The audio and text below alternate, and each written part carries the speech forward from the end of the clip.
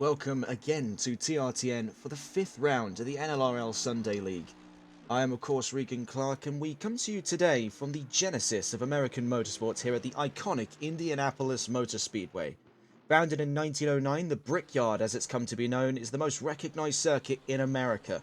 Home of the Indianapolis 500, and in today's event, however, we use the road course layout, which was the modified venue made from the configurations of the former United States Grand Prix and was reconfigured sometime in the 2010s for use by the GT Challenge America series. We watch now on board with James Mason as they begin their practicing laps here with 7.5 minutes left to go for free practice.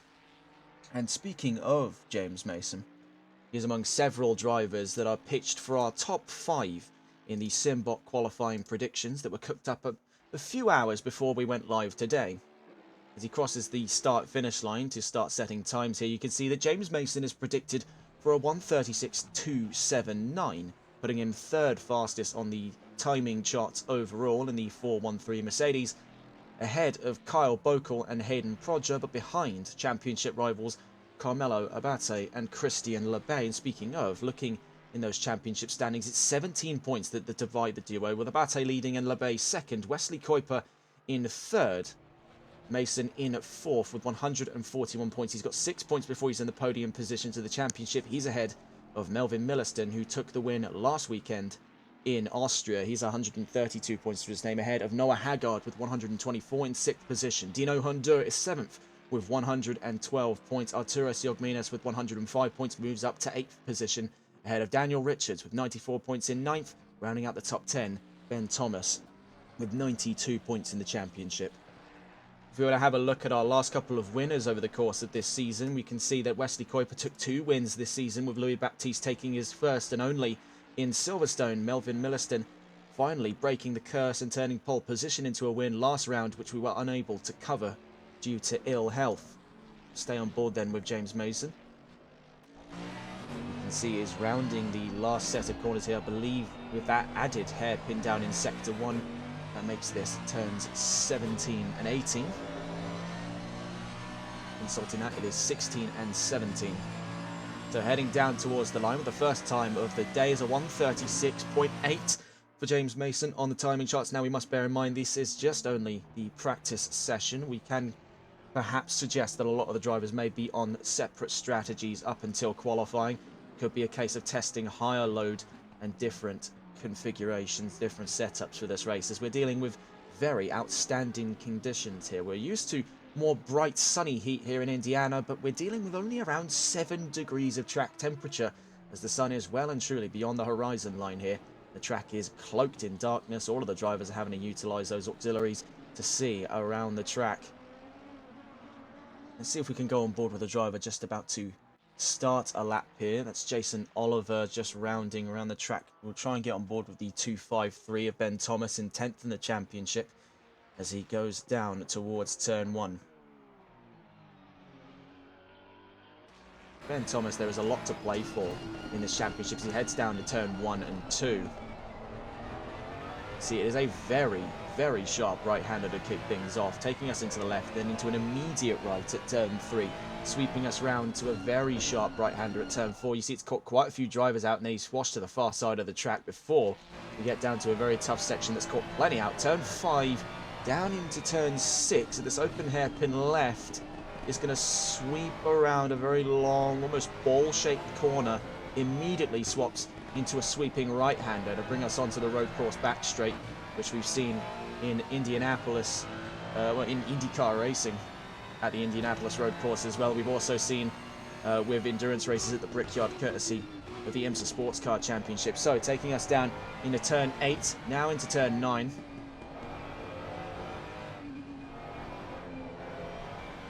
Oh, sorry, into turn 9 and turn 10. Now we're at turn 11. You have to add 2 corners on most of these track layout maps just because of that open hairpin, which isn't often used in GT racing anymore. It was a very unique one for its time. Now heading down towards turn 15 and 16 here for the long sweeping right-hander at turn 17 to bring us to the end of a lap here. Currently in 6th position then is Ben Thomas,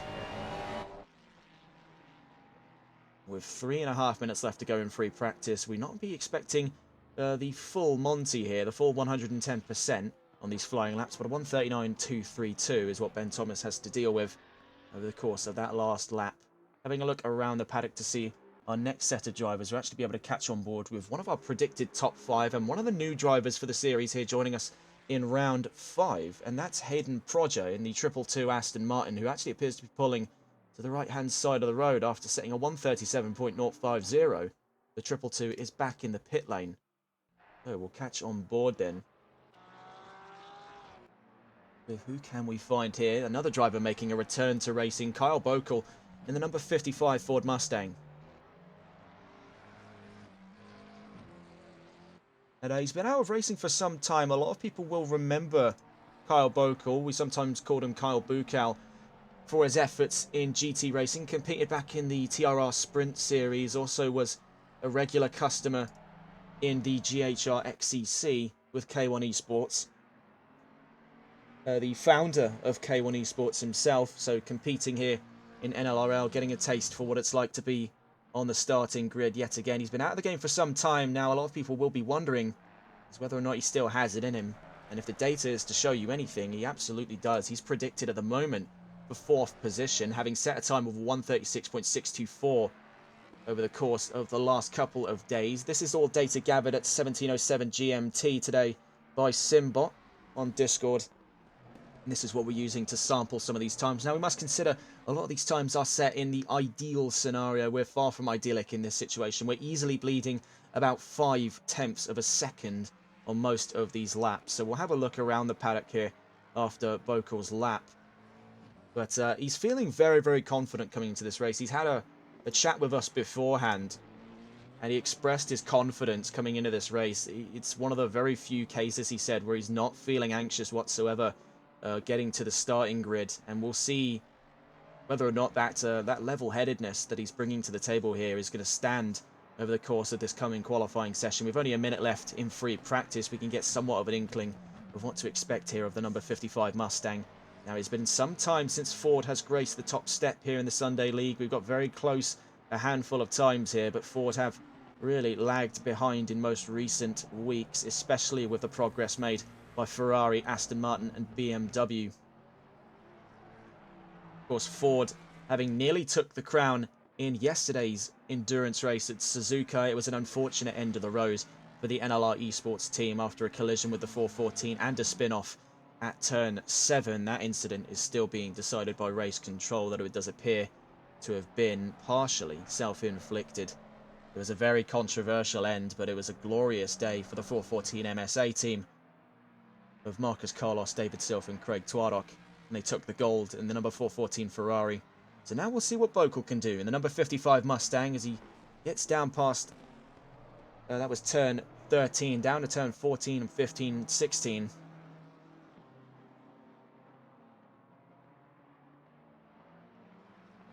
Now around turn 17 he goes to get down towards the start-finish line. The brickyard, as it were. You can see there a line of bricks along the start-finish line. He gets 6th fastest at 137.821 by the Mustang. In the background there is Ben Cheeseman, also predicted to be in and around the top 10. I think most recent samplings have pushed him down to 11th. We'll see what qualifying is going to look like for this paddock here, and we'll see who gets first out of the gates. We have a few drivers waiting to get down to the line here. Martijn van Manen in the number 57 Mustang is just making their way down through turn 17.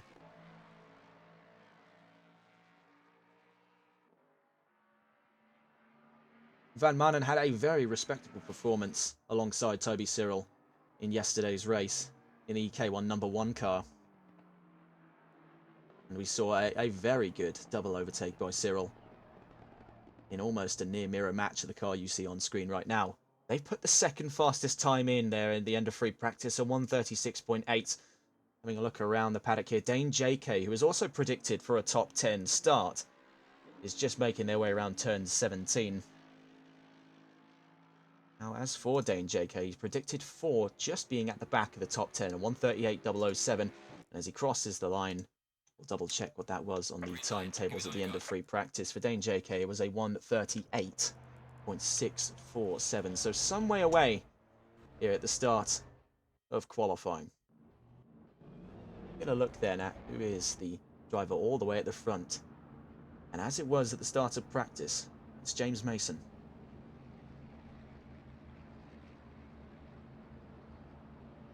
Behind him there, Piotr Zabazniak in the number 8 Ferrari.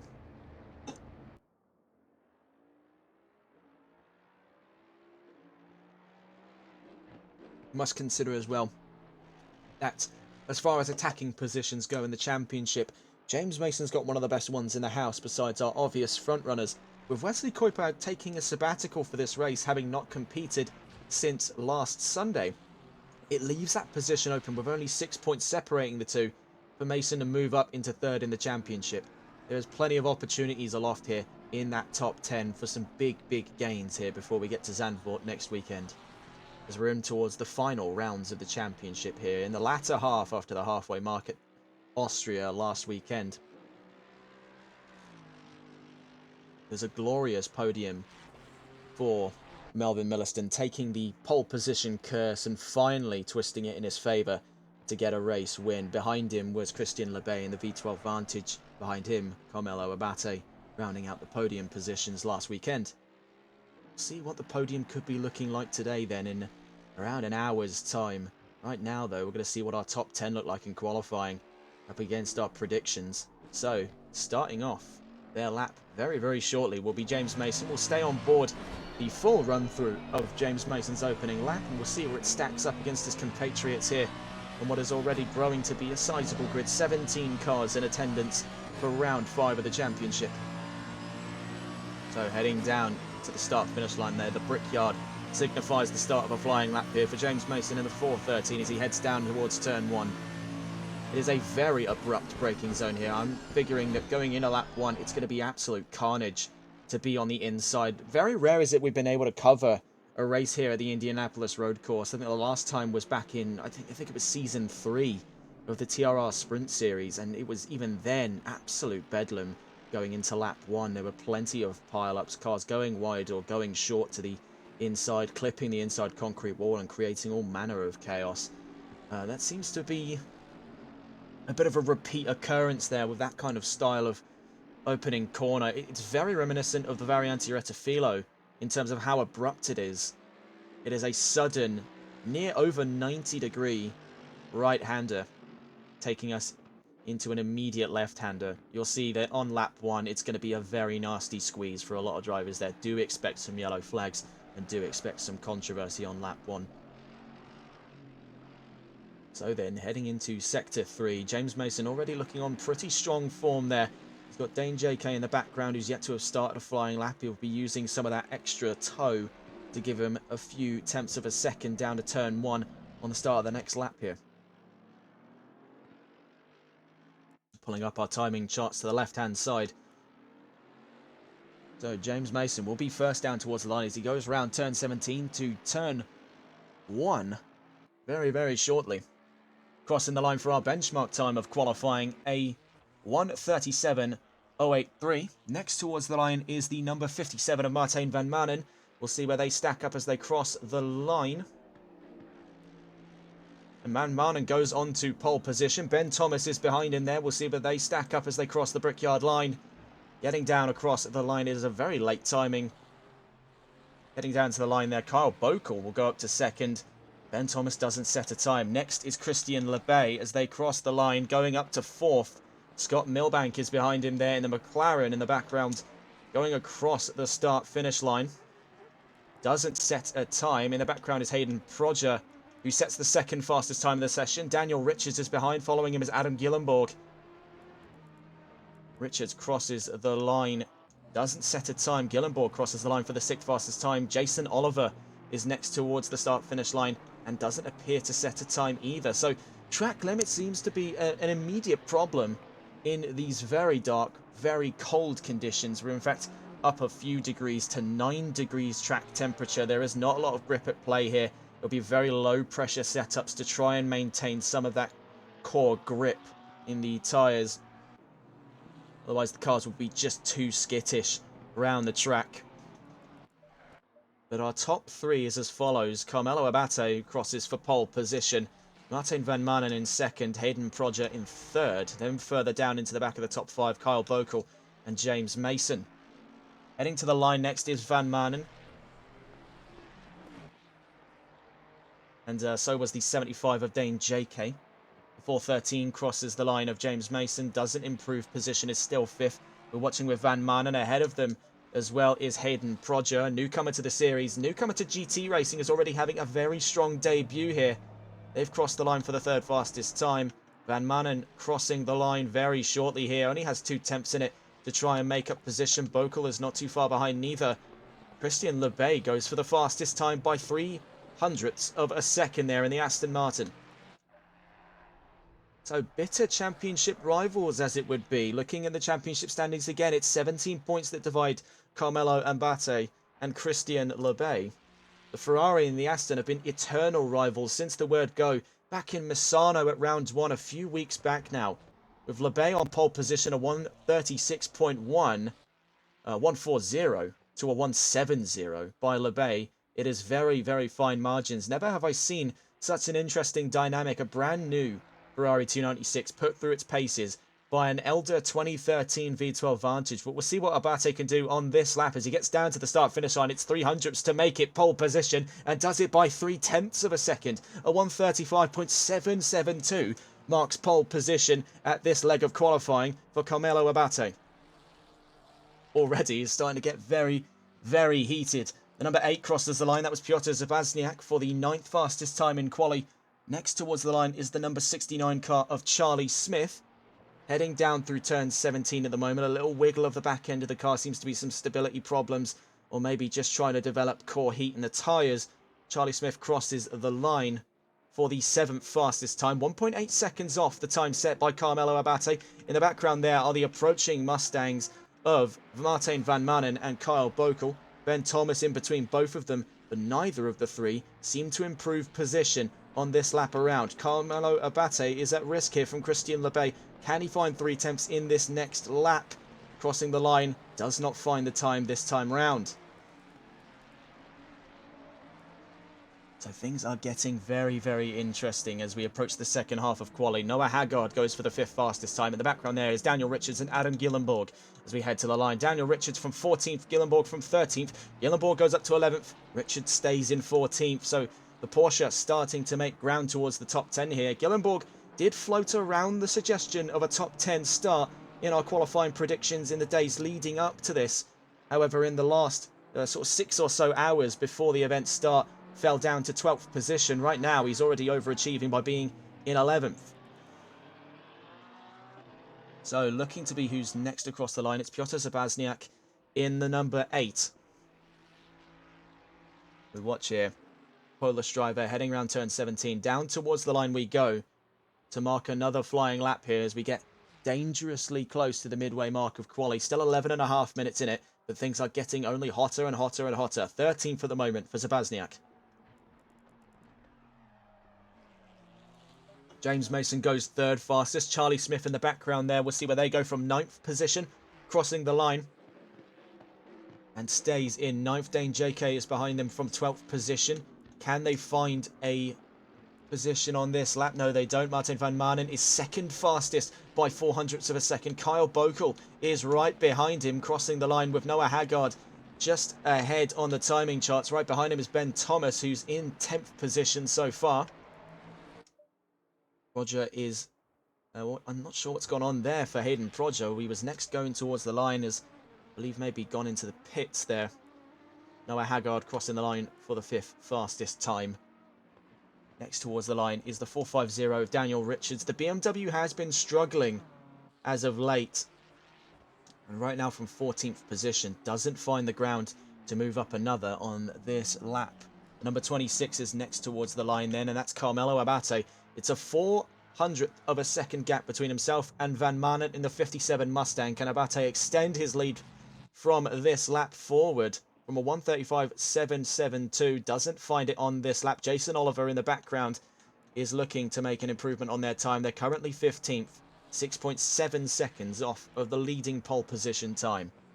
The number 8 next towards the line, it's Piotr Zabazniak yet again in the dark purple Ferrari 296. heading across the line from 13th position. Doesn't find the time for an improvement this time round. James Mason is next towards the line. He's had a very ambitious qualifying so far in the 4:13. From 4th position, crossing the line. No move up this time around.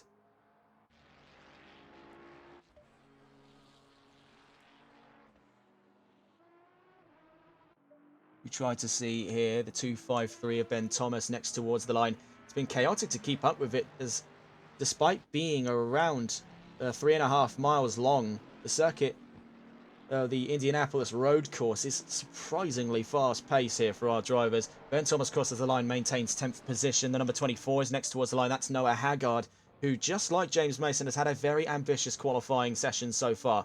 Currently from 5th position, crossing the line, the number 24 remains 5th. Scott Milbank is in 8th position as he crosses the line now. Does he find an improvement on this lap with Daniel Richards on his tail?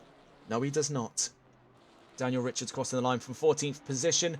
Doesn't find the time for another move up just yet. Next towards the line, the 26 again of Carmelo Abate, our championship leader by 17 points here in round 5. Crossing the line, can he forge an extension against Van Manen? No, it remains at 0.04 of a second. Next towards the line is, I believe, the 2.60. That's Jason Oliver. And no improvement on this lap round. So we're actually going to go on board then with Hayden Prodger, the number 222, newcomer to the series and newcomer to GT racing, is having a lightning qualifying so far in this category. 6th in the overalls right now, in the 222 Aston Martin, as he starts another flying lap. Hayden Prodger, who's had a pronounced career in racing, back during the time of TRR, having a very dominant presence in its world of rallying and open-wheel Grand Prix racing. Prodger is no stranger to a good race here, and now making his move into the world of GT racing. It is a very ambitious day for the Brit. There was a great degree of anxiety going into the shift into GT racing, a very wide open world to explore for a driver like this. But right now he's really making it one of his own here. 6th overall of a 17-car race. He's put himself right in the golden area of the qualifying charts. He's right outside of the action zone, which I'd say starts for this grid from 18th down to 13th here. That's not to say he's completely out of the danger. You've got a lot of drivers surrounding you that are local heavy hitters in this championship, but it's not going to be an easy opening race.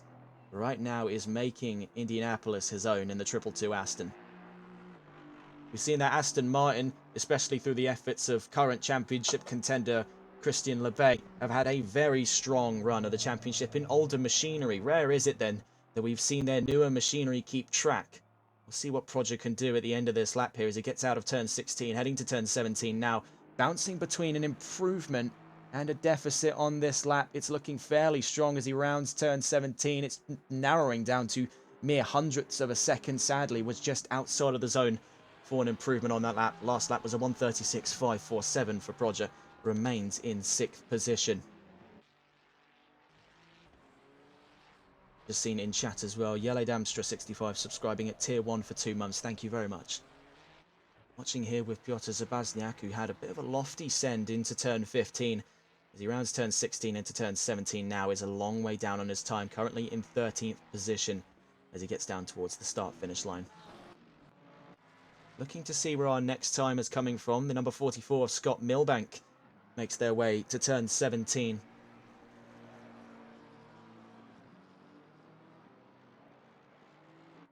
Heading down to the line. Currently at the back of the top 10. Can he make a move further up the order? Moves up to 9th for the 1:36.864. Behind him there is Martijn van Manen. We'll see what the situation is up at the front row. Can Van Manen turn it to pole position as he crosses the line? Sadly, doesn't get it done this time round. James Mason is right behind him, however. Heading to the Brickyard. Will he move up into the podium positions for the race start? No, he does not. Still a 10th away from Christian Lebay, who really is not expecting to have been in a position like this. He had a very strong start to qualifying, was even predicted for pole position. Something has gone amiss with the Aston Martin coming into this race. He was predicted at a 1:36.150, of which he is definitely hitting for, but now the bar has raised and we're now in the high 135s in this session, which I don't think many of these drivers, especially Abate, who now leads this qualifying session, was expecting to be reaching for. It seems that the conditions despite being as cold and as bleak as they are here in Indianapolis, have actually improved for our drivers. The gears have started meshing and turning, and something is now working in favour of the Ferrari, where it has not been working in the favour of the Aston Martin. But we're about to see, should that fate change for Christian Lebay. The 119 then rounds turn 14, 15 and 16.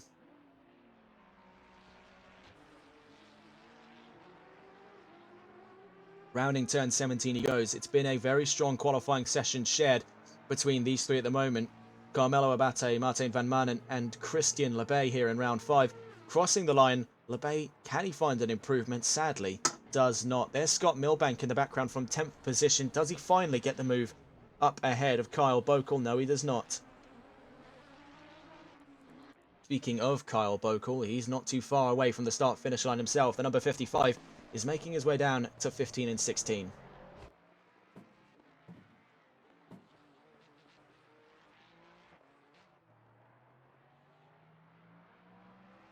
It was ever the patriotic decision by Bokel to race for Ford Motor Company after their introduction a few months back on ACC. Previously having raced with Lamborghini, Bokel crosses the line, doesn't find the time necessary for an improvement. Can Abate find the time necessary for an extension? No, he does not. A bleak state of affairs then, an en passant between the top three. Abate can't find any more time to give, and Van Manen and Lebay can't find any more time to gain. And with 3 minutes left to go in qualifying, it could very well go the favour of Carmelo Abate for pole position here. It doesn't appear that the Italian can be stopped. We'll see what Lebay has to say about it, though, as he heads down to turn 15 and 16. The 119 is far from done in this fight for pole position, but has got a long way to go compared to Martin van Manen's 57 Mustang. The 119 has a long way to go. As far as these qualifying predictions go, you were looking at mere hundredths of a second between Lebay and Abate. Will we get that in the next 3 minutes' time? As we cross the line then in the number 119, does he find the time necessary for improvement? No, he does not. Can we say the same of Adam Gillenborg in 12th position? The number 18 crossing the line doesn't find the room to get ahead of Ben Thomas in P11. Bleak state of affairs then, as the best of our times now appear to be behind us as we head to the final moments of qualifying. James Mason crosses the line, doesn't find a 10th necessary to move into the podium positions just yet.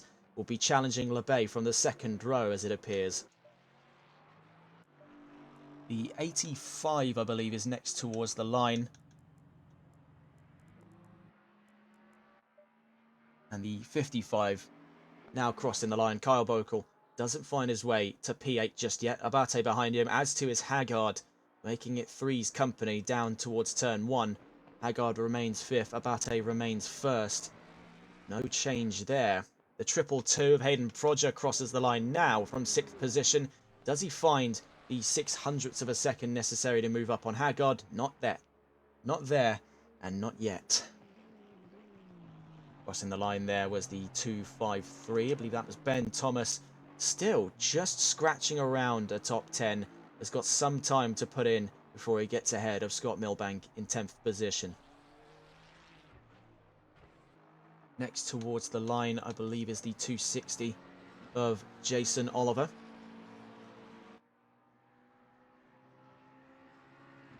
Crossing the line from 15th position. Is slowly chipping away at an improvement, but has a long way to put in before he's ahead of Daniel Richards. But he's ahead of both Kyle Jenkins and Ben Cheeseman in the 113 and 114, whom I believe are taking qualifying bans for a car swap.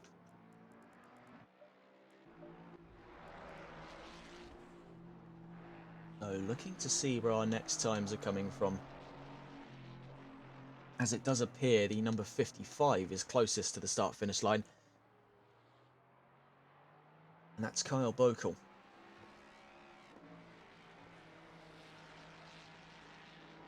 Right behind him then, pole sitter Carmelo Abate. Bokel crosses the line from 9th position. Is not enough for an improvement. Abate crosses the line, not enough for an extension. As we are but in the final moments of qualifying. It's one more lap in the bookings for Kyle Bokel. And as we get to the final seconds of qualifying, can Hayden Prodger find enough in it for one more lap around the track? Yes, he does. So a twilight running lap now for Hayden Prodger and Kyle Bokel. at the end of qualifying.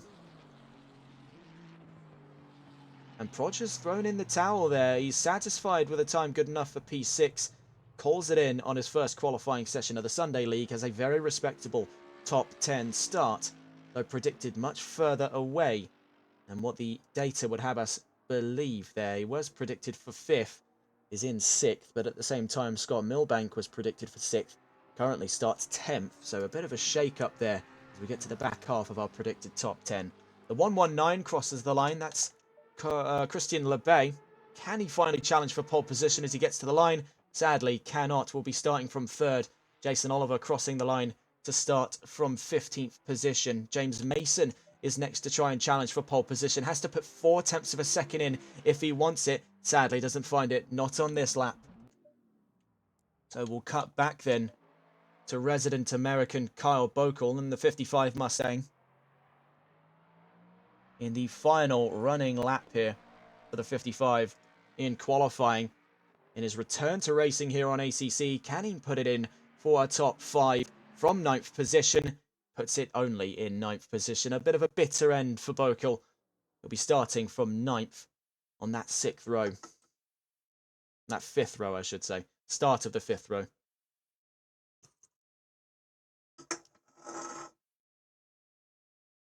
So a very interesting state of affairs to cap off qualifying. We'll give you the full comprehensive run through in a moment's time.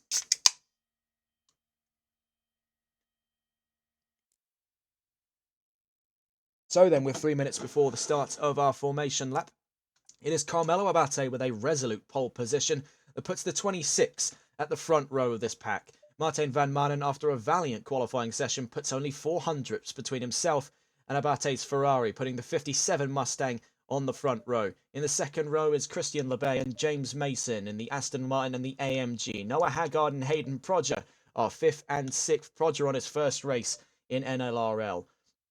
Charlie Smith is in a very respectable 7th position ahead of Dane JK in the AMG. Kyle Bokel, who we saw just then, qualified 9th, starts on the 5th row ahead of Scott Milbank. Ben Thomas is in 11th alongside Adam Gillenborg. Piotr Zabazniak 13th with Daniel Richards in 14th. Jason Oliver in 15th with Kyle Jenkins in 16th. And Ben Cheeseman starting from 17th position.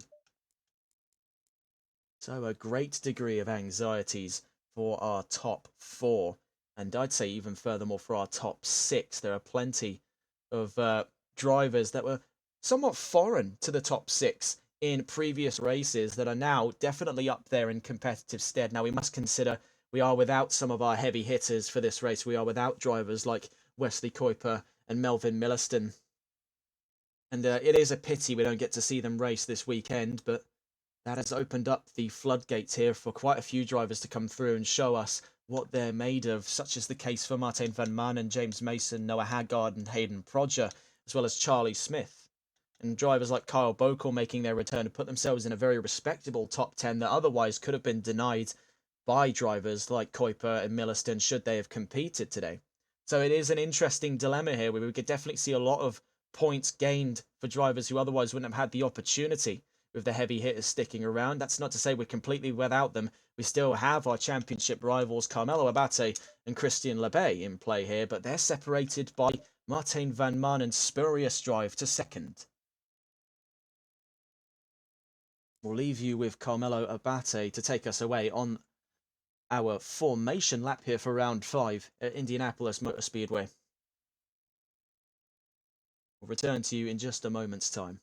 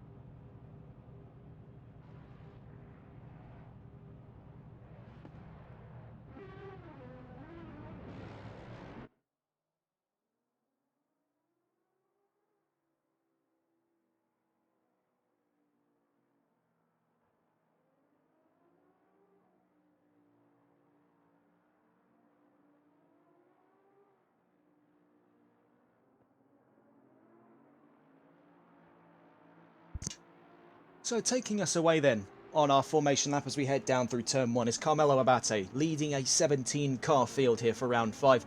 Starting from the pit lane is the number 69 car. That's Charlie Smith with a pit lane start. For unknown reasons, that's got to be mighty unlucky given the youngsters' poor string of luck since Zolder a few rounds ago. Looking around the field, there are plenty with championships at stake here. Their own personal fights. For Kyle Bokel, it's going to be a return to form. Does he still have it in him as the competitive driver he once was? A recognised icon of the TRR Sprint Series for some of his loftier overtakes that we've seen at tracks like Donington and at Laguna Seca. Can he, on what our track is, he's saying, feeling very confident at, prove to us that he is still got it? For Van Manen, he's got the opportunity to prove himself once and for all in front of the crowd here without any teammates involved. He's put himself in a very respectable position to do so. Christian Lebay, he's got a championship to fight for here. He's only separated by 17 points to rival Carmelo Abate. For Abate here, it is effectively his race to lose. This is going to get very interesting. We'll stay on board then with Christian Lebay for the race start here of round 5.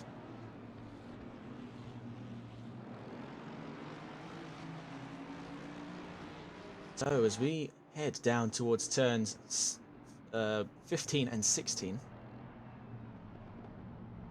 it's always difficult to pick up on the track layout. It was used effectively once, this configuration, by GT World Challenge America Series, and then never again. It hybridizes assets from both the Formula 1 Grand Prix configuration, the road course layout used by IndyCar and IMSA Sports Car, and then also the hairpin from the motorcycle layout, which runs the track the opposite way around. So very curious stuff there. Regardless, we line up with 17 cars in all, 1 from the pit lane, so 16 on track. 8 cars either side of it as we head down towards the Brickyard to signify the start of round 5 here in the NLRL Sunday Series. 45 minutes against the clock here for the 5th round. And we are green and racing here in Indianapolis, taking us down towards turn 1 already. It was a blinding start by Martin Van Manen. Carmelo Abate is into the wall. It's been a huge off already. James Mason's collected in it. Hayden Prodger gets caught up by Noah Haggard, who then reverses backwards into Lebay and Bokel. It's been bedlam on the race start. Oh my word. I've never seen a start kick off as poorly as that. Leading the race though, with plenty caught up in his way, is the 57 of Martin Van Manen. Carmelo Abate cannot control his car, swings into Ben Cheeseman. He is also into the pit lane. What on earth went on with that race start? Unfortunately, we couldn't see the full replay. That's mighty frustrating that we couldn't see what on earth went on there. Regardless, Martin Van Manen leads this race. James Mason is in 2nd, Noah Haggard in 3rd, Scott Milbank in 4th position. That was an absolute disaster on the front row. Seemingly finding their way through all of it, though, is Martin Van Manen.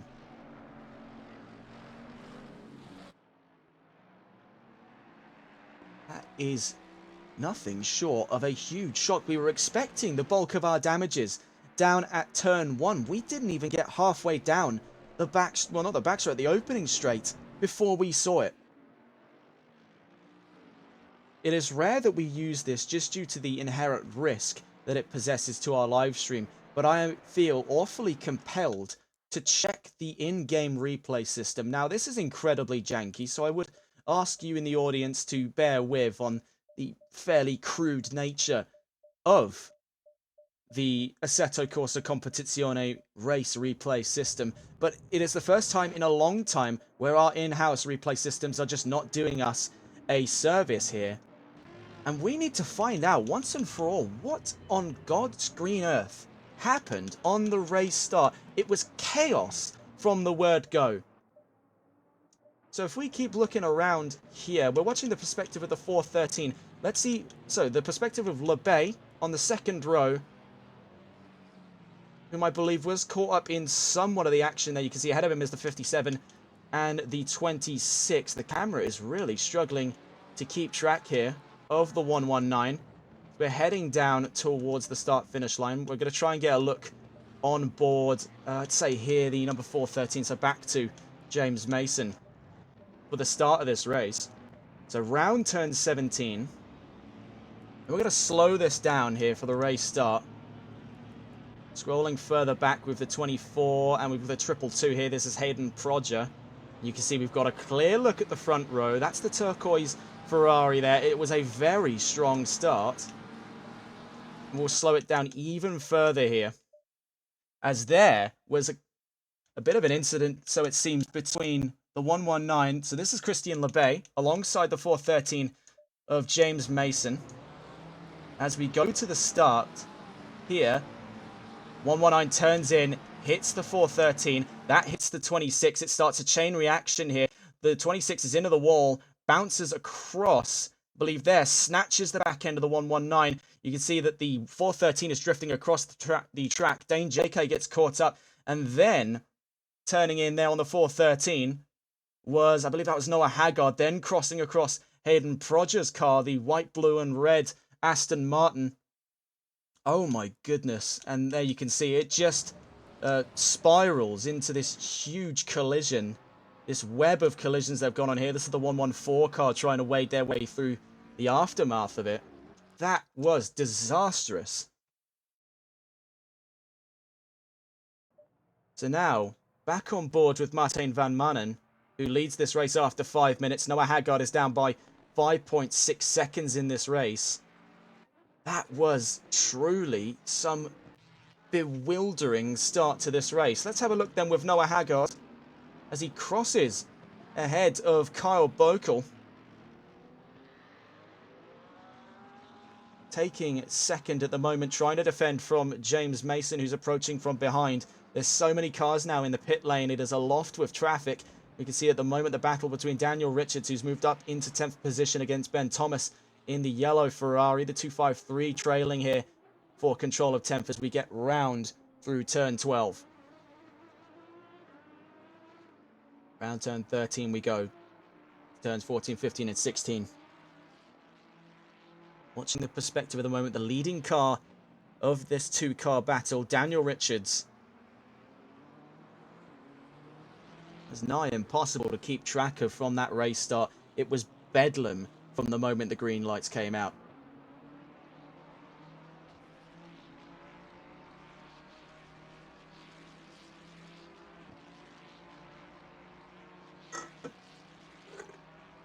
Really not sure how to describe that to you, ladies and gents. I've never seen an incident kick off quite like that before. Christian Lebay is still on track here. 14th position at the moment as he passes Jason Oliver in the pit lane. And hunting down and looking to lap Carmelo Abate, who is down in 16th position. At the moment, both of their championship hopes have potentially been thrown asunder in round 5. Looking to inherit the most is James Mason. 4th in the championship at the moment, could be gaining a lot of points at the end of round 5 here. Currently sitting in 3rd place, but he's got Scott Milbank for company and the number 44 McLaren behind him as we get around turn 14.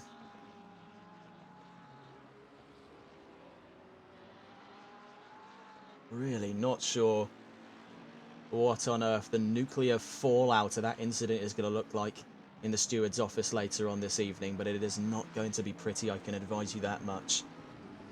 So we'll stay on board then with James Mason in the 413 in what is very likely the battle of 3rd position at the moment, with Scott Milbank with less damage than the Mercedes in front of him, gaining time, 0.9 of a second, 0.8 as we cross onto the opening straight here at the Brickyard.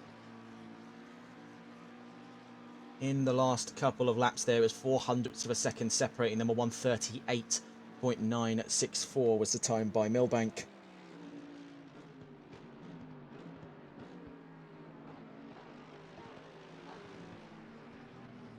As for Mason,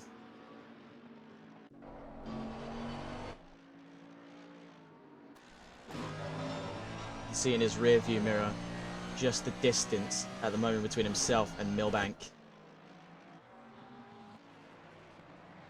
the laps there. Hayden Prodger has had a very rough start, not to any fault of his own there, caught up in the maelstrom. That was the turn, well, not even turn one, just the lap one incident. Spurred on, so it seems, by both a collision between this car and the 119 that turned in on him. That was Christian LeBay. This created a whole chain reaction. It's actually somewhat of a miracle that Mason has even come out of this as unscathed as he is. You can see there is some nose damage with the Mercedes. We'll see it as it rounds into Sector 3. We'll get a better look at its nose, hopefully. But not all is well in the 413, but he's making do with what he has. Next in the iron sights here to lap is Kyle Bokel in the 55. His hopes of a good returning race have been surely thrown asunder here. With just under 10 minutes covered, Martijn van Manen leads. Noah Haggard is in second by 2.6 seconds away, I should say, from James Mason. He's 8 seconds from Van Manen.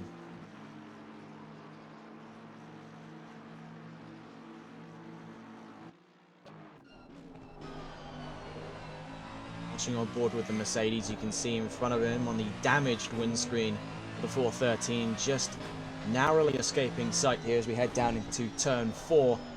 It's Kyle Bokel, the 55 Mustang. Further ahead of him there is Noah Haggard and the number 24 Ferrari.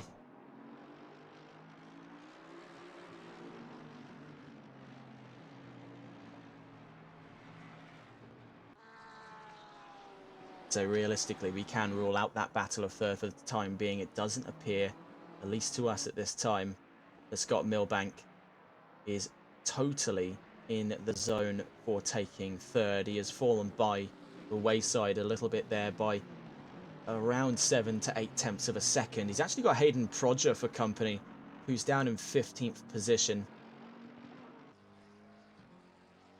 Jason Oliver in 17th. There's Ben Cheeseman in 8th position as well on track. But at the moment, where we were expecting to see a little bit more battling going on, we're sorely without that due to that lap 1 incident. Charlie Smith, who had a strong qualifying, is slowly regaining those positions after a pit lane start. Has actually done quite well to have avoided the chaos of lap 1 and has definitely benefited greatly from having started 17th, has already made 5 positions. Could be looking to make further strides up the order with drivers taking admitted pit stops.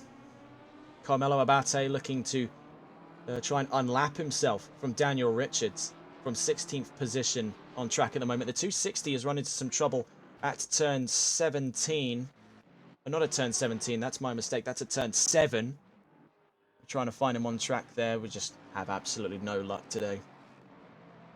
Definitely one of the rougher races to remember here on TRTN. We were not expecting that. It's definitely kicked some of the wind out of our sails there. We were expecting a very exciting opener, and not in that way. A finger on the monkey's paw has curled when we asked for that one. See here, though, Ben Thomas is slowly getting closer to Daniel Richards. We see the two could be doing battle for 10th position as we make our way down through the open hairpin. Staying then with Ben Thomas. Looking to make his way up into the top 10 on Daniel Richards. The BMW has got the better defensive attributes than the Ferrari, and you can see right behind them is Christian LeBay looking to unlap himself from 14th position. His 2 positions up on Carmelo Abate will not be enough for significant strides in their championship fight, as they may very well have to be dealing with the introduced company of James Mason, who will be definitely shooting his way up the order from 3rd on the field at the moment.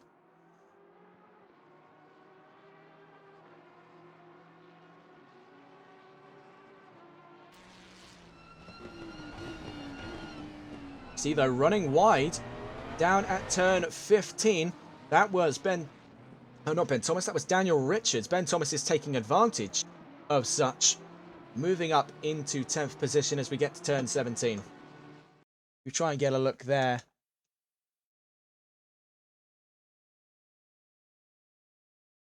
Slotted back in front. I think our replay system is a little bit faulty today, which is unfortunate.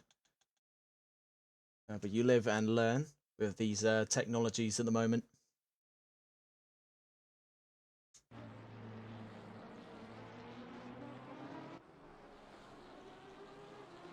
So Ben Thomas now out in front. Daniel Richards is dropping time dramatically here. He's actually got more company courtesy of Christian Lebay behind him than he does from Ben Thomas in front of him. We're back at the open hairpin we saw last time round.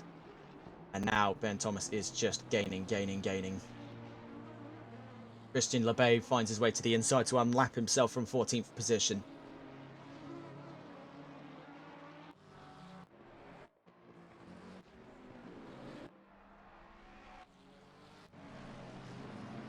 At the moment that the battle of Mason v Millbank could be back on the table here.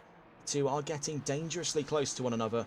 For James Mason, his hopes of a podium finish are up in jeopardy here. He's got worse off damage than the McLaren on his tail. As for Scott Millbank, it could very well be his opportunity as a newcomer to NLRL to find his way onto the podium positions. That would have been the mentality of the car behind him, Hayden Prodger, were it not for the fact that he got caught up in the absolute windstorm of the lap 1 catastrophe, nothing short of.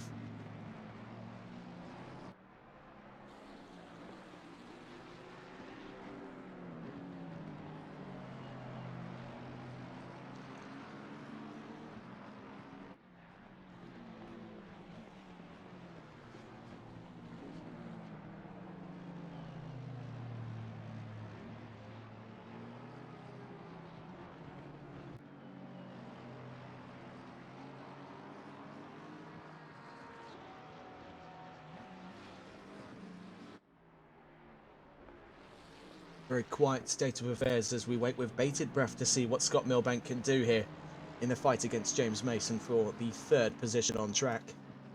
30 minutes left to go. So with 15 minutes accounted for, it has been a massive mix-up in the overall standings. Martin van Manen leads from Noah Haggard. James Mason and Scott Millbank on the 2nd row here are battling for 3rd. Dane JK is up a few to 5th position ahead of Adam Gillenborg. Piotr Zabazniak's up into the top 10, sitting in 7th position ahead of Ben Cheeseman. And Kyle Jenkins is in 9th ahead of Ben Thomas. Daniel Richards lost out to Thomas. It is now down in 11th position. Charlie Smith has moved up 5 positions from his pit lane start and is up in 12th. Kyle Bokel is down to 13th position, having been caught up in the lap 1 incident. As too was Christian Lebay and Hayden Prodger, 14th and 15th position. Carmelo Abate has suffered the worst of it, having dropped 15 positions from the race start, being caught up in the lap 1 catastrophe. Is down in 16th ahead of Jason Oliver. 13 minutes to go. Not a lot of a race to recover for a lot of people, but there could very well still be some opportunities on the table here in round 5 for some other drivers, and James Mason chief among them. As we saw in those championship standings, he's only got 6 points until he's 3rd in the championship. He'll be able to leapfrog this now to get ever closer to a championship fight of his own as we head into round 6 next weekend in Zandvoort. Very close there to... Oh, you saw with Hayden Prodger tailing these two. It was this very wide run out of turn 7. There, narrowly missing the grass. You see the Aston actually caught the back end of the grass. Hayden Prodger has done quite well there to keep himself out of the wall. That was quick reactions by the Aston to stay with these two. As for James Mason, it was razor precise accuracy, and we can see that even more trouble seems to have kicked off further down the line. The 114 and the number 8 car are run into a spot of bother further down at the line. That's Piotr Zabazniak in the number 8 that's run into some serious trouble. James Mason, though, went over the kicker at turn, I believe that was turn 15, if I'm not mistaken. So turn 15 and 16, he's lost a lot of steam there. So heading through turn 17, both him and Millbank are going to be giving it the full IndyCar as we head down past the start-finish line and down towards turn 1.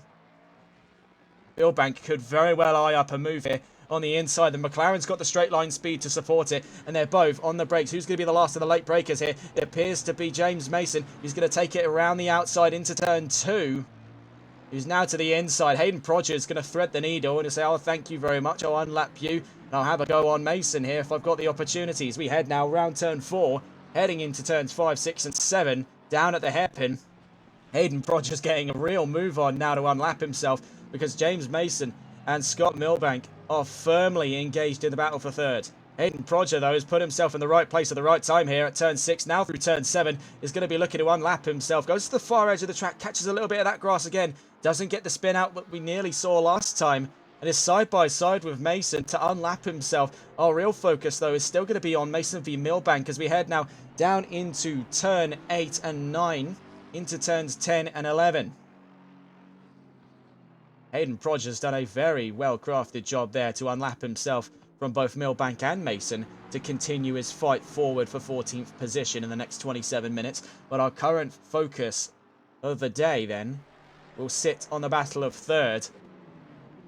First and second are firmly decided. Noah Haggard has a commanding second. Martin van Manen has thread the eye of a needle to keep first place after lap 1 and is holding on to it with an iron grip here. And as for our second row, it could go the way of Scott Milbank or it could go the way of James Mason. If we were to see anything today, had it not been caught up in the mix, Hayden Prodge would have been in this fight just as much there with driving like that. That was very well crafted. So now heading back down towards turn 1. Unfettered by the presence of the Aston Martin, these two have got open space for combat as we head into lap 11. 26.5 minutes before the checkered flag. James Mason is going to have to pull something out here in that Mercedes if he wants to hold on to third, because if Milbank's recent spur of pace is anything to go by, that is going to be a quickly diminishing chance of a podium for James Mason.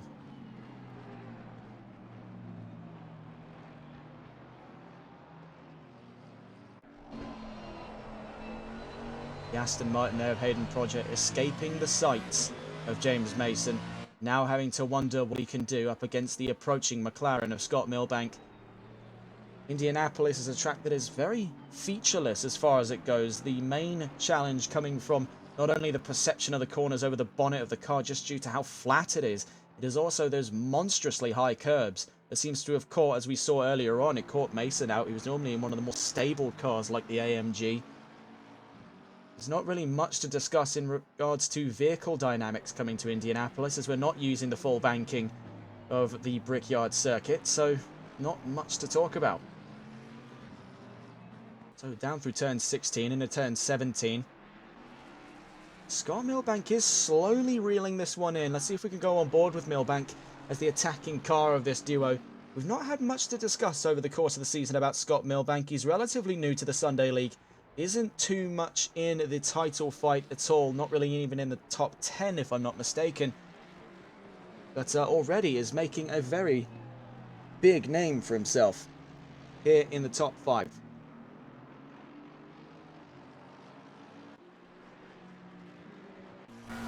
And if these two trip over each other, it'll be to the chagrin of Dane JK, who will inherit those positions if this is a really big wipeout on our hands here.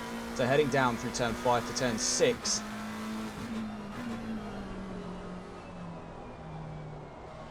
Could there be something eyed up here? I think you can see from the perspective and the way he's posturing this McLaren at the moment. Scott Milbank's got a very comfortable line through the middle sector, whereas James Mason in front is pushing harder on his Mercedes, and you can see where he's struggling later down the line in sector 3. But as we head down here into sector 2, Scott Milbank very late on the brakes to keep the distance lively between himself and the Mercedes in front. You can see where the McLaren's got more stable rotation. The Mercedes is really having to rock its weight around here in the middle sector as we head down towards turns 14, 15 and 16. Out of turn 14 we go, into turn 15, that very sharp right-hander, almost sudden as it drops on you there. Very easy to run over the edges of that corner. Into turn 16 we go, then to turn 17 to cap off this lap. Very strong performance out of the pair of them. The McLaren's got the superior straight line speed on the Mercedes as it's in the slipstream, so we'll see what Scott Milbank can do here as he starts to close the gap down. He's been whittling away at Mason's confidence over the course of the last couple of laps. He was 2 tenths faster than the Mercedes. Is he going to go for the last of the late breakers? No, but he is going to put himself in the back of his mind, letting him know, you keep leaving spaces like that open, you'll find out very quickly where I'm at next lap. Heading in through turn 3 then to turn 4.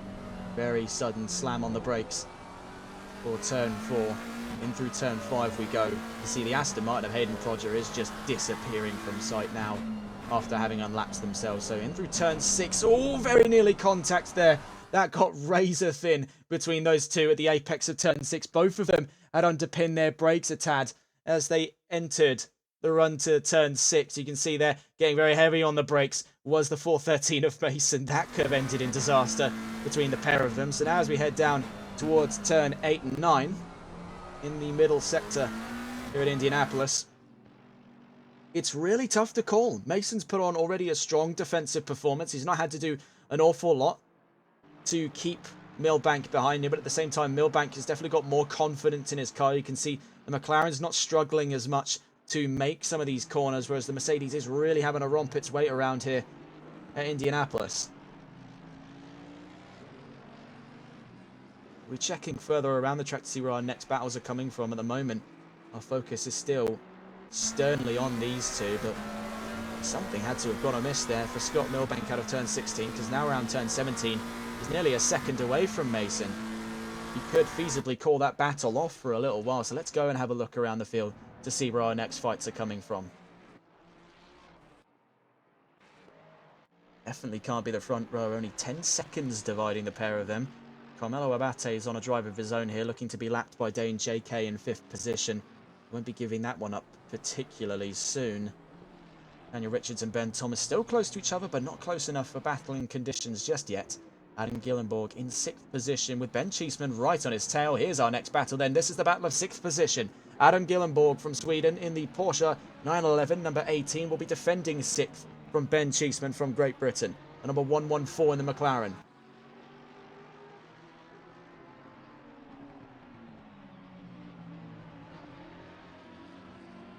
What has gone on there? He's just run all the way to the far end of the track and lost the position out there as we head to turn 4. Turn 3 is very sudden into turn 4. You can see it's a very short braking zone. He's underpinned the brakes. Ben Cheeseman says, thank you very much.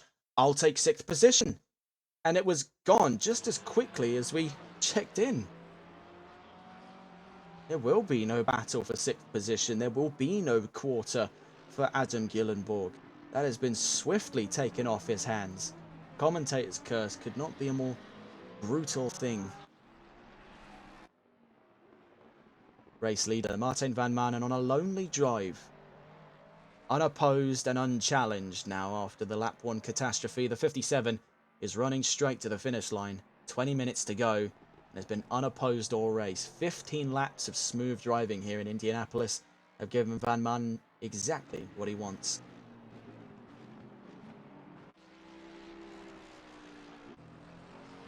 James Mason and Scott Milbank are finally side by side. Milbank's going to be to the outside as we get around turn 2. Makes it to turn 3 now, is ahead of James Mason as we enter turn 4. We'll see what Mason can do though. It's taken this long for Milbank to pass. Can he stay ahead though, being the next question on our hands?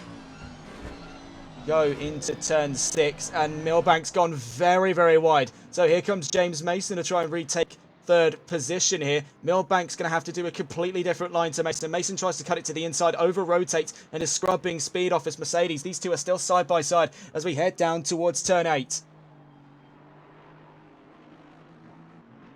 Milbank's going to stay ahead, though, moving up into 3rd. It was one crucial mistake that cost James Mason that position. Can he fight still for 3rd? He's got 19 minutes to do so. It's whether or not the car's got the longevity now. It's not a matter of if the man will break, it's if the vehicle will break.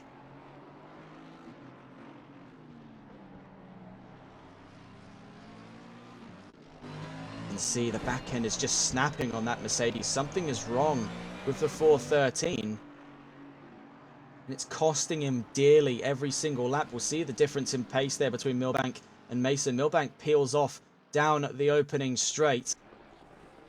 In that last lap, you're looking at a 39.0 to a 39.9. It was nearly a second in difference. Something catastrophic had to have occurred for James Mason going into this lap for him to have lost that much time. What was otherwise a very confident state of affairs in favour of James Mason has now quickly shifted on its head to give Scott Milbank the 3rd position of this race. Now heading out through turn 3 towards turn 4. And now in turn 5. Very quickly has that shifted in favour of Scott Milbank. Or has it? No, look, we can see there it was yellow flags only for but a moment. I seem to have spoken too soon because Milbank went off at turn 6. We really need to get with the program today. I've been very lagging behind a lot of these. Reactions are not where they were compared to last night. Scott Milbank has not really forfeited, but made one crucial mistake just like Mason did and lost out third. So that battle for third is very truly back on our hands here. 2 seconds does Milbank have to make up to Mason before he can fight for third again. I have no doubt in my mind that he'll be able to do that in the next 17 minutes. We'll catch up with these two, hopefully, when the battle starts this time, next time around.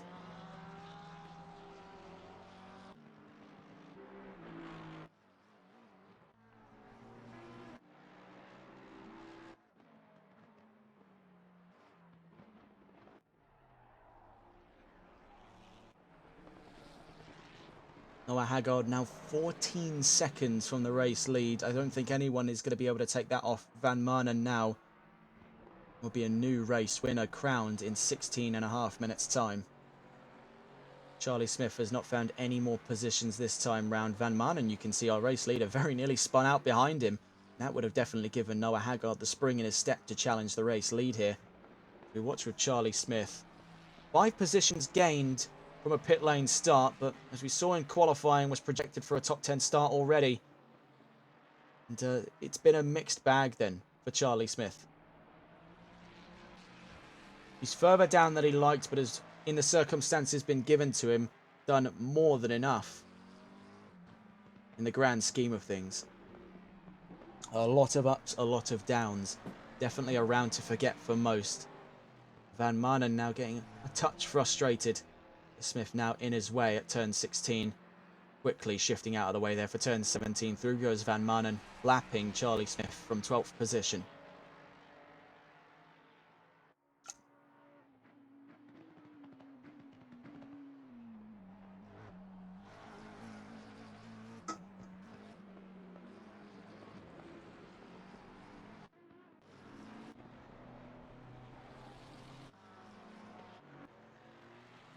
So let's see if we can catch the state of affairs then with Mason v Milbank.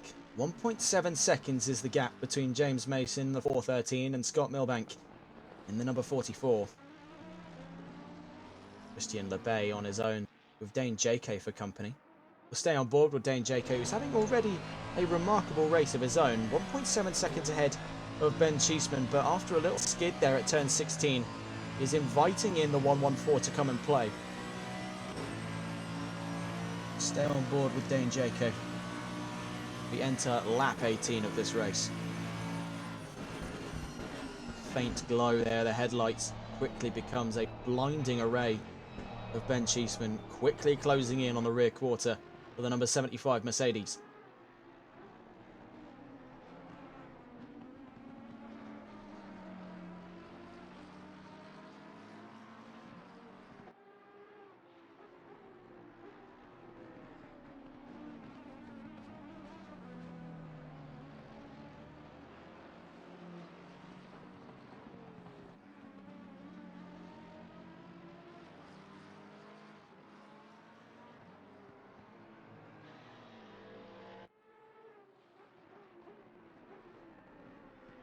This could very well be the battle of 5th position on our hands now, as Ben Cheeseman has closed in, and closed in fast. So for Dane JK, it's one of the furthest positions he's been up all season, and he'll be looking to defend 5th then from the approaching Ben Cheeseman.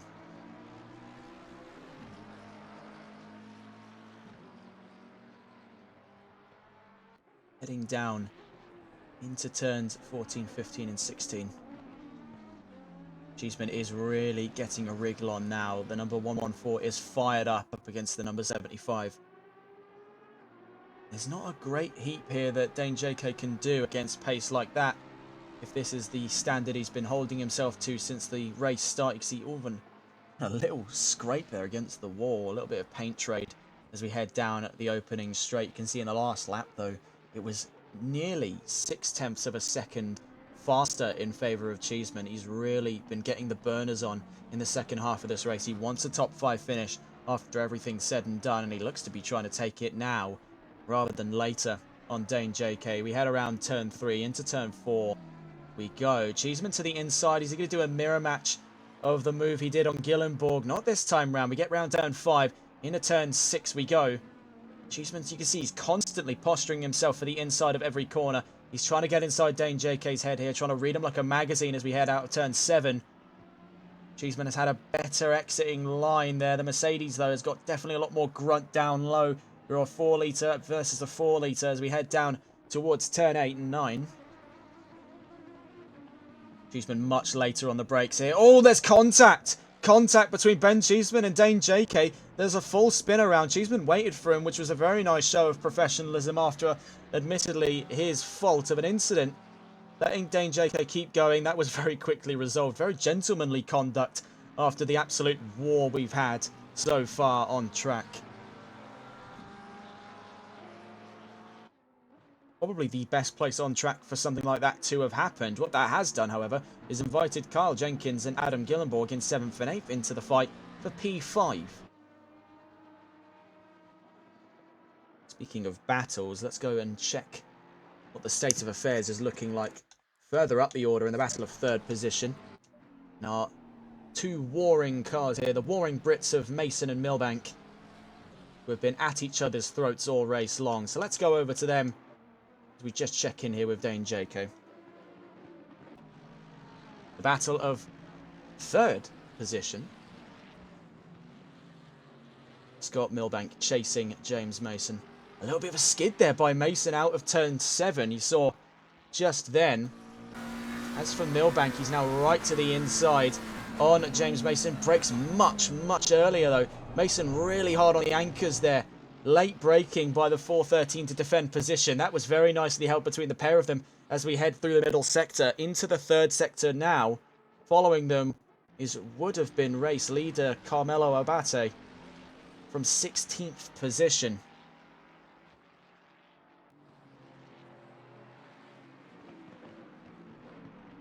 Stay on board the perspective of Scott Milbank, who has been really wowing us with his ability today.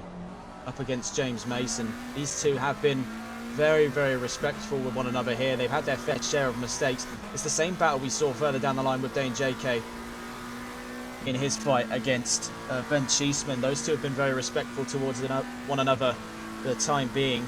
Dane JK maintains 5th. Cheeseman is behind him by not too long away. Right now, though, our focus is on the battle of the last of those podium positions. And Scott Milbank is looking to take this one for his own here. He wants the bronze in this race. 10 minutes to go. He's still got plenty of time to do so. There's a little bit of a trouble round turns 2 and 3. Now as we head to turn 4, starting our run of the middle sector here. Turn 5 is up next. Normally one of his major action zones here up against the 413. The 413 is really starting to get a grip here in the middle sector. And that is going to be to the chagrin of Milbank, where normally he's able to strike much, much harder per lap. You can see that Mason is really keeping a lid on the 413 now. It's actually Milbank that's struggling out of turn 7. You saw that huge stab of oversteer as he got onto the throttle. So you can see here, exiting turn 7, gets to the apex, gets on the throttle. You can see, gets up just a little bit too much of the throttle. The nose dives in, nearly took him out of this race here. Carmelo Abate has now stuck himself in between Mason and Milbank to unlap himself in 16th position. He's got Mason up next. This could be the similar situation we saw with Hayden Prodger navigating these two. We'll see how skillfully Abate can do it. Would not expect much less of our championship leader there, but oh, you could expect a little bit less because that was a very lofty send to the inside. Has put himself right in harm's way there of Scott Milbank. Scott Milbank is going to be furious there with Carmelo Abate. In his eyes, he's going to have shoved his way into a battle he doesn't belong in.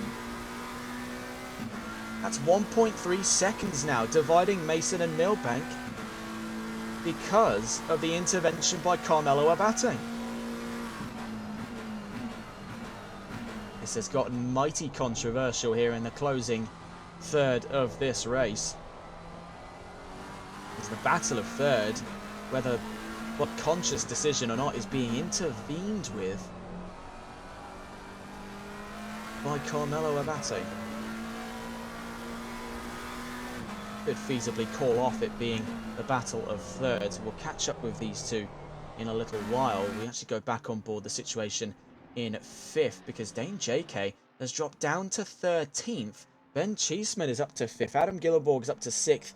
Kyle Jenkins is in 7th. So what on earth had gone on for Dane JK in the time we last saw him. This is Carmelo Abate, who's stuck right in the middle of a battle he's got no grounds to be fighting in from 16th position. Is attempting to catch up Hayden Prodger. You can see that was Milbank. Milbank cutting the track there in the middle sector. Things are getting a little bit red hot now. A little bit too hot for comfort for a lot of these drivers here. Abate is getting his elbows out as we head down towards turns 15 and 16 on James Mason. Unlapping himself there. Mason nearly has to sweep across the grass to stay out of the way of the number 26. Heading around turn 16 we go. Into turn 17, Carmelo Abate's unlapped himself from both Mason and Milbank, but to the chagrin of both of them. He's already made a few enemies now, Carmelo Abate, whether he chose to or not, has got a race to try and fight for here. Next in the iron sights, 10 seconds up the road is Hayden Prodger. Question remains on our mind is, will Abate even be able to get close to Prodger in the next 6 minutes? He holds the fastest lap of this race so far, 1:36.527. The rest of it remains, however, up in the air. We're back with these two, though. Ben Thomas and Daniel Richards are still fighting for the 10th position. It's now shifted up due to the accident by Dane JK to 9th position in this race. These two have been with each other in close company all race long. You see here with Ben Thomas going deep into turn 15, it allows Daniel Richards to gain some of that ground back. The BMW's got better straight line speed over the Ferrari as we get round turn 17. So Ben Thomas does find himself in a rather vulnerable spot as we get on to lap 23. What could very well be the battle of 9th position. It's 0.6 of a second that divide them at the moment. The BMW is going to start gaining more ground. He was just under a second faster in that last lap. 0.6 to be exact was Daniel Richards faster in that last lap.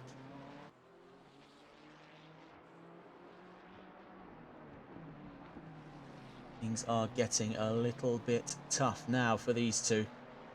The minutes are ticking down, 5.5 to be exact, before the checkered flag signifies the end of round 5 here as we get on towards the closing round of the championship. Things are going to get a little bit sticky in the top 10. Speaking of the top 10, let's have a look at the championship standings here as we stay on board with Ben Thomas and Daniel Richards. Carmelo Abate and Christian Lebey's hopes at a controlling championship lead and fight are quickly starting to fall by the wayside here, with James Mason in prime position to inherit the most amount of points of our remaining top 5. Melvin Milliston's not in this race, and neither is Wesley Kuiper. Noah Haggard's going to jump up a few positions just by being in this race and finishing at the end of this race in around 5 minutes' time. Dino Hundur didn't make it to this race, will not be gaining any points, as too is the story for Arturo Siogminas. Daniel Richards, who's behind Ben Thomas here, both of these two, only with 2 points between them, are going to jump up a few positions before we get to Zandvoort next Sunday. You see, though, running deep into turn 15 again was Ben Thomas. Martijn van Manen is looking to lap here.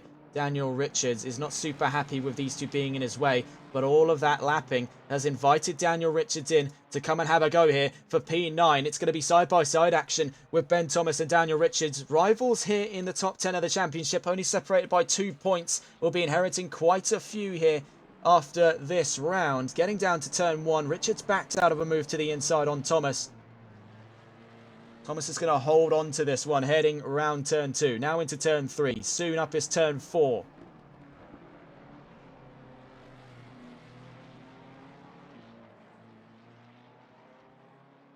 Richards is with him, heading down into turn 6.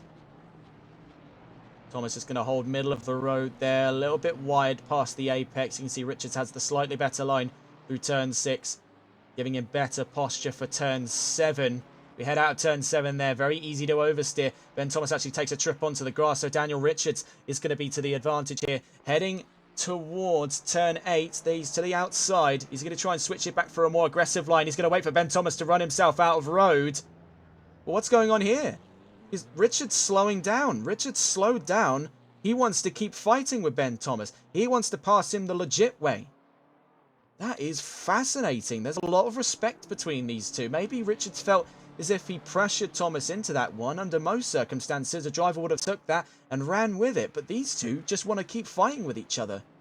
I can almost respect that for the love of the game. Their championship fight is very close, only 2 points between them. but they're far away from the lead of the championship. This is down in 9th and 10th. It'll soon be a few positions more, with a lot of the drivers around them in the top 10 of the championship not having made it to Indianapolis for this Sunday. Well, that is mighty impressive. It is interesting to see, nonetheless, that two drivers would be so fanatical about fighting each other to the point where one would even wait up when given the green light for a free position. Very interesting stuff. Let's just quickly check the state of affairs here in the battle of third. Milbank still maintains control over Mason. As for the fight in P5, Cheeseman is far and away gone here, unchallenged by Jenkins and Gillenborg behind him. Right now then, closest battle on track besides our battle of P3, which I believe sits at just over a second at the time of recording, is the battle of P9 between Ben Thomas on screen at the moment and the car right behind him, the white, orange and black BMW of Daniel Richards. Two American drivers fighting vehemently here for 9th position in Indianapolis. Getting down to turn 8. Richards very late on the brakes, very nearly takes to the backside there, the 253. That could have been a nasty impact. We saw a similar situation play out between Dane JK and Ben Cheeseman, which quickly resolved itself on track. The stewards didn't have to get involved on that one. Seems that whole section of the track is just very nasty on some of these drivers.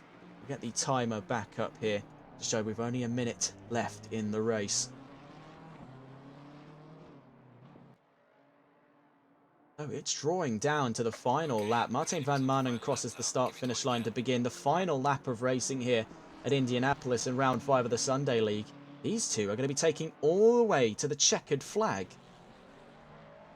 We can barely take our eyes away from it. We want to get on board with Martin van Manen, as he is soon to be crowned a race winner here in round 5 of the championship. One that he has really cruised all the way to the line for. He's been the one who survived the calamity of lap 1. An incident unlike anything I've ever seen in my time in commentary. And he'll have deserved it today, just by being the one who survived. And he's also fought tooth and nail with an impressive time there. He was 400ths from Abate in qualifying. There's nothing to say that Van Manen didn't deserve to win today. Right now, we just have to keep our eyes glued on the battle of 9th position. Ben Thomas and Daniel Richards are going to take this one all the way to the line. I'm getting eerie flashbacks to the 458V Corvette battle at Saker so many years ago. I think it was of 911 versus Corvette battle at Sebring. Those in the chat will probably know which one I'm talking about. I'm just going to have to cut away from them though, because we need to get on board with our race leader. As we check in here with Martin van Manen, it has been an incredibly strong performance and a surprise to many, including himself, that the race turned out the way that it did. But Martin van Manen, as he rounds turn 17, is going to be the race winner here in Indianapolis. So we'll have to quickly then cut back across the battle of P9. We want to see how does the story end for Ben Thomas and Daniel Richards. Getting down to the line. Richards could very well take this on the last straight. Getting towards the line, I believe, was it Richards that took the line there? It was Thomas. Richards by 0.02 of a second misses out on 9th position. That is mighty there from these two. What a grand battle to finish things off here. Kyle Bokel finishes in 11th position ahead of Charlie Smith. After a short battle between those two, taking it to the line by 1.6 seconds. Smith doesn't appear to be super happy with that one. Christian Lebay is going to cross the line for 14th position. Carmelo Abate finishes 16th. These are the ones that got it the worst on lap 1. Our would-be championship fighters here are going to have a lot to pick up when we get to Zandvoort next Sunday. What a peculiar race then it has been here in Indianapolis. A rare sight on any calendar, and an even rarer sight here on TRTN. Perhaps for good reason. Crossing the line then, Kyle Jenkins for 6th position. We'll be more than happy with that. Adam Gillenborg crosses the line for 7th. That caps off the end of this race. Jason Oliver will finish 15th position. We lost 2 drivers over the course of this race. And that is definitely a way to cap things off. An interesting race nonetheless. Martijn van Manen is your winner for round 5. Noah Haggard finishes 2nd. Scott Milbank in 3rd. James Mason in 4th. Ben Cheeseman in 5th. Kyle Jenkins 6th. Adam Gillenborg 7th. Piotr Zabazniak in 8th position. Ben Thomas in 9th. Daniel Richards 10th. Kyle Bokel 11th. Charlie Smith 12th. Dane JK in 13th. Christian Lebay 14th. Hayden Proger 15th. Carmelo Abate with the fastest lap in 16th position. Jason Oliver in 17th. Well, we want to try and get a word then out of Martijn van Manen, a race winner for the first time here in the Sunday League. So let's go and take a look on board with Van Manen in the 57, just as some background footage here.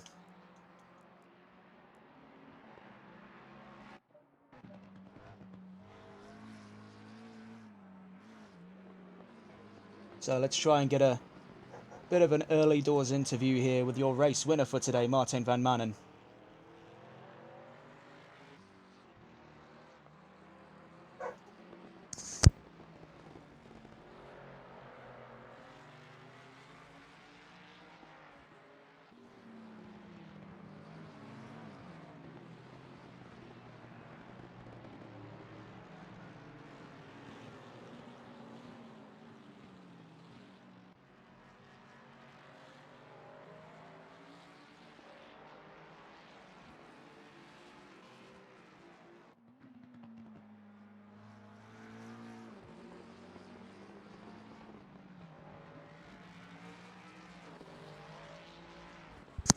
Just waiting to hear from Van Manen. So we're going to get a line of contact with him, just have a chat with him about the race win.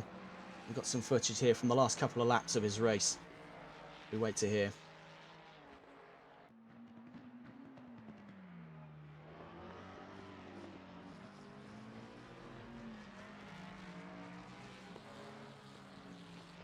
Good evening, Martijn van Manen. It's RC from TRTN. Well done on today's race win. How are you feeling? Is my audio immediately included? Yes. Okay, great. Sorry, I completely missed your question. How are you feeling after that race win today? Well, excited. It was a messy start. I didn't get involved in anything, but I saw half the grid got taken out, of course, on the first straight. After that, I was just cruising to the win. It appeared to not be an happy with incident myself. between Lebay and Mason on lap 1. You were just lucky to be outside of the impact zone there. Couldn't say the same for Abate, who was to your right hand side, and he got took out as well. So you threaded the eye of a needle for that one. You've driven impeccably throughout this race. It's been a very well-earned race win today. You've been the one who's survived, and you've shown everyone here on TRTN exactly what a race-winning drive looks like. Well done today, Martijn. Really do revel in this one. This is it's fantastic to see a new race winner here in the Sunday League. Well done. Yeah, thank you. That was Martijn van Manen, your race winner for today. Let's see if we can get a word out of the one of the podium finishers. We want to try and get a word then out of Scott Milbank, who fought tooth and nail with James Mason for that drive today. And it was definitely something to behold, to watch that fight firsthand. We also want to try and get a word out of Ben Thomas and Daniel Richards, who were really the stars of the show, whether they meant to be or not. And let's see if we can get in contact with a few of the people then.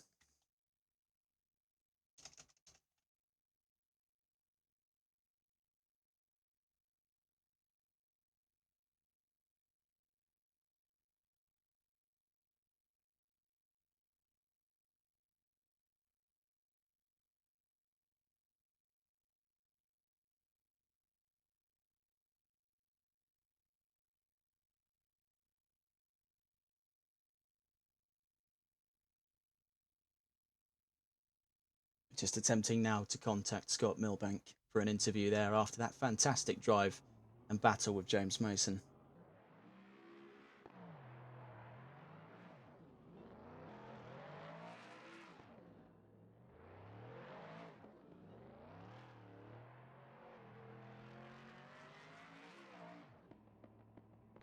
It doesn't appear we can get a word out of Milbank. That's a pity, but oh well, I think that'll conclude our interviews. This is usually why we arrange them in advance. But it was a very interesting race, nonetheless, to witness. I think we have one more person who'd be interested in an interview. We can try and get in touch with them.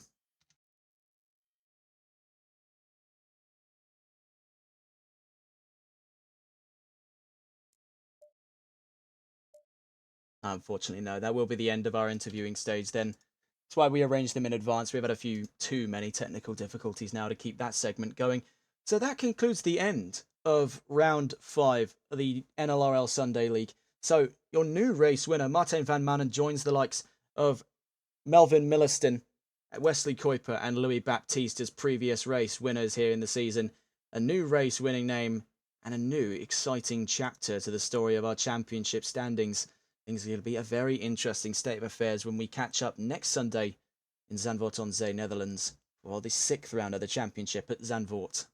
Until then, that'll be all from us on TRTN. If you're tuning in later on this week, you'll have the first of our races with VSR Phoenix in Season 7. Will be coming to you from Kyle Army Wednesday evening at 7:30 GMT. Until then, take care. Goodbye.